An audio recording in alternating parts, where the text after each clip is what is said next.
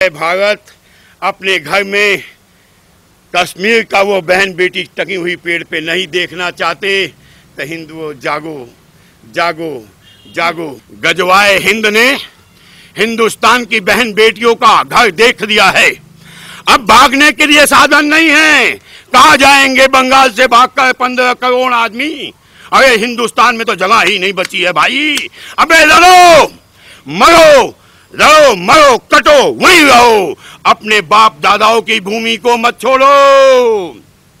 कोई भी सरकार मुसलमानों से बुराई नहीं दे सकती, क्योंकि 30% की तो गारंटी है ना, गारंटी।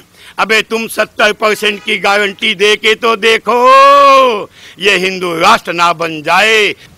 ईरान से भागा, इराक से भागा, कंधार से भागा, पाकिस्तान से भागा, बांग्लादेश से भागा, कश्मीर से भागा, बंगाल से भाग रहा है। भागते भागते धरती छोटी पड़ जाएगी, कहां भागोगे? लड़ो लड़ो।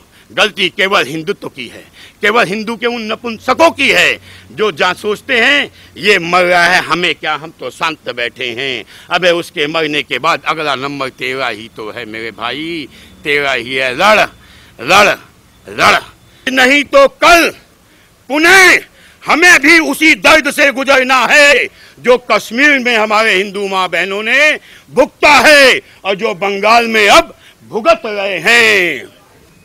आज बंगाल में हिंदू माँ बहनें बेटियों के साथ जो अनर्थकारी षड्यंत्र के रूप में जीत करके इन्होंने किया है, हिंदू धर्म पे कुठाराघात किया है, तो आज अपने बाबा नागाओं से भी कहता हूं कि जैसे ये ऐलान करते हैं कि इसके गर्दन काट दो, हम पैसे देंगे, वैसे तुम भी जो धर्म के दुश्मन हैं, देश के दुश्मन हैं, समाज के दुश्मन हैं, उनके गर्दनों पे इनाम रख दो। इस दिन उनके अंदर भय पैदा हो जाएगा, उस दिन भाईचारा का संदेश हिंदुत्व देगा। आज बीजेपी कहती है मैं हिंदुओं की पार्टी हूं, तो क्यों नहीं खड़ी होती उनके साथ अपने बल धन तन के साथ? हम तो मोदी जी मोदी जी मोदी जी कहते हैं ना, तो क्या एक मोदी जी ही सब जगह जाएंगे? ये सारे जो बीजेपी के निरंकुश बैठे हैं, अब क्यों नहीं जाके उन हिंदुत्व के साथ खड़े होते जिन्होंने इनको 3 से 80 पे पहुंचाया है ना? आज तुम उनके साथ खड़े हो करके तो दिखलाओ। जी, जिस तरीके से ममता बनर्जी के जीतने के बाद बंगाल में हिंसा हुई, हिंदुओं को पीटा गया, घरों से निकाल कर बीजेपी के कार्यकर्ताओं को मारा गया, यहाँ तक कि बहन बेटियों के साथ बलात्कार जैसी घटनाएं भी सुनने को मिली हैं। धर्म की रक्षा के लिए प्रथम हथियार होता है हथियार, और हिंदू आज हथियार विहीन है। डर उसके रगों में इतना घुसेड़ दिया गया कि आज वो बंगाल से पलायन करने पे बाध्य हो गया। क्यों? क्योंकि अधूरा ज्ञान सबसे बड़ा अहितकारी अनर्थकारी होता है। तो हमें गांधी जैसों ने एक अधूरा ज्ञान दिया, अहिंसा परमो धर्म, धर्म हिंसा सदैव चय। धर्म के लिए हिंसा सदैव करता रहना चाहिए। तो अधूरा ज्ञान दे दिया, अहिंसा परमो धर्म है। किसके लिए है? उन कुत्तों के लिए भी है जो काटते नहीं, लेकिन जो कुत्ता पागल हो जाता है उसे गोली मार देनी चाहिए। जी। दूसरी शब्द, हमारी माँ बहनें तो मुंह खोल के जाती हैं, पता होता है फलाने की माँ, फलाने की बहन, फलाने की बेटी, वो बुर्का ओढ़ के जाती हैं। कौन कैसा, कौन बुढ़िया, कौन जवान, कौन बेटी, कौन बच्चा, कौन आदमी? जी। आज आदमी भी तो औरतों का रूप धरते हैं, तो ये औरतों के रूप में बुर्का पहन के जाली वोटिंग होती है। सरकार को दोबारा वहां इलेक्शन करवाना चाहिए, या राष्ट्रपति शासन लगा करके उन निरंकुश मानव के हत्यारे, देश के हत्यारे दुश्मनों को फांसी चढ़ा देना चाहिए। जी। मोदी जी, हम जानते हैं आप बाधक हो इनके रास्ते में, गजवाए हिंद के रास्ते में। आपको समाप्त करने के लिए, आपके विचारों को खत्म करने के लिए अनेकों प्रकार के षड्यंत्र आते हैं। अभी कोरोना काल में हमने देखा, हमारे केजरीवाल माननीय मुख्यमंत्री जी 6 महीना पहले ट्वीट करते हैं कि बीमारी का अगला प्रकोप आएगा तो घर घर सिलेंडर मिलेगा। मिला किनके घर में? उनके एमएलए के रिश्तेदारों के घर में 400 सिलेंडर। रेमडेसिविर की दवाइयां देश में कहते हो नहीं है, आपके घर में 400 सिलेंडर 1.5 लाख में बेचे जाते हैं। आप कहाँ छुपे बैठे हो? राहुल गांधी एक नशेड़ी, कुंठित, प्रौढ़, ना जवान ना बूढ़ा, कुंठित हो चुका है। कभी चाइना के पाले में जाके बैठ जाता है, कभी पाकिस्तान के पाले में बैठ जाता है। ये तो घर की वह बिल्ली हो गई जो इंतजार करती है कब मेरे घर के लोग अंधे हो जाएं और मैं उनके दूध में मुंह मार के पानी पी सकूं, दूध पी सकूं। अरे तेरी दादी को हमने इतना इज्जत दिया, तेरे नाना परदादा जो थे उनको इज्जत दिया, तेरे बाप को इज्जत दिया, तेरे खानदान को इज्जत दिया। अबे तनिक तो कुत्ते की भाषा सीखो।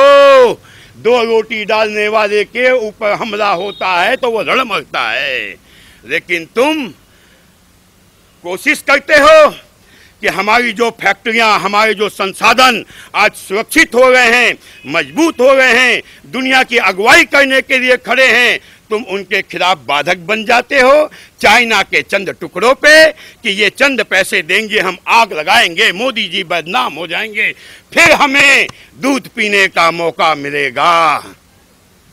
अपने फौज के बाहुबल बन जाओ, भारत सरकार की ताकत बन जाओ, सुप्रीम कोर्ट की आवाज बन जाओ।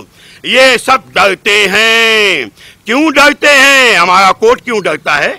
पुलिस क्यों डरती है? फौज क्यों डरती है कि कोई हमारे पे तो पत्थर मार देगा, हमने गोली मार दिया तो हम तो गए, कोई हमें तो गालियां बक देगा, पुलिस ने कहीं रोक दिया, उन्हें 2 लठ मार दिया तो वो तो गए। अबे जनता उनके साथ भी तो खड़े हो जाओ, अबे उस कोर्ट के साथ भी तो खड़े हो जाओ जो 14-15 जज कहते हैं हम वो एक अपराधी है। यूपी में क्या नाम है उसका, अरे जो अभी बाबा ने मुख्तार अंसारी, हम इसका केस नहीं सुनेंगे। वो डर ही तो है, वो भय ही तो है, उनके भी तो बच्चे हैं, इसलिए उनके लिए 3-3 बजे रात को सुप्रीम कोर्ट खुल जाता है। आप उनके साथ खड़े हो जाओ, उनके अलग गलत सलत जो भी बोले एक बार खड़े होके दिखाओ। जी सर, जो मीडिया है और कई अवार्ड वापसी गैंग, बॉलीवुड के सेलिब्रिटीज, मीडिया, किसी ने भी इस चीज़ को दिखाना ज़रूरी नहीं समझा, किसी ने एक शब्द नहीं बोला इस चीज़ के लिए। यहाँ तक कि जो विपक्ष के नेता बधाइयाँ दे रहे थे ममता बनर्जी को, उन्होंने एक बार आवाज़ उठाना ज़रूरी नहीं समझा। और वहीं जब रोहिंग्याओं को कैंप में रखने की बात करी जाती है एनआरसी के द्वारा, तो ये सारे निकल आते हैं, एक्टिवेट हो जाते हैं और सब रोने लगते हैं, छातियाँ पीटने लगती है। पर जब हिंदू कैंप में रह रहा है तो कोई नहीं बोल रहा। इसे ही तो कह रहा हूं मैं, 30% और 70%। उनमें एक मुसलमान मरा, एक मुसलमान को चोट लगा। अगर से एक चोर भी भागता हुआ पकड़ा गया होता और 4 आदमियों ने पत्थर मार दिया होता तो ये सब खड़े हो जाते। इसे कहते हैं 30% की गारंटी। उन्हें पता है 30% मेरे हैं तो उनके लिए ही बोलेंगे ना, हमारे लिए क्यों? 70% की गारंटी बन के दिखाओ। वो उनको लात मार के तुम्हारे साथ ना खड़े हो जाए तो कहना। जी सर, एक चीज़ और है कि एक मद्रास कोर्ट में एक याचिका दायर करी गई है मुस्लिम बहुल इलाके द्वारा कि जो हिंदू त्योहार हैं वो पाप हैं, जो उनकी सभाएं होती हैं वो हमारी गलियों से ना निकले।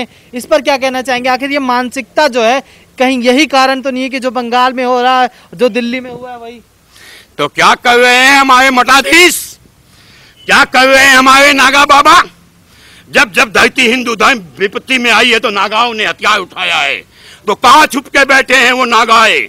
मैं उन्हें आह्वान करता हूं कि उठ के आओ, अपने फौज के साथ मनोबल बना के खड़े हो जाओ, इनके खिलाफ खड़े हो जाओ, इनसे युद्ध करो। क्योंकि जो धरती, जो देश का दुश्मन है, जो धर्म का दुश्मन है, वो सबसे बड़ा दुश्मन तुम्हारा है, तुम्हारे परिवार का है। जब देश खत्म हो जाएगा तो तुम्हारी माँ बहन बेटियां भी समाप्त हो जाएंगी और तुम्हारे आलिशान मकान भी खत्म हो जाएंगे। बाबाओ, तुमने तो धरती को त्याग दिया, समाज त्याग दिया, माँ बाप त्याग दिया।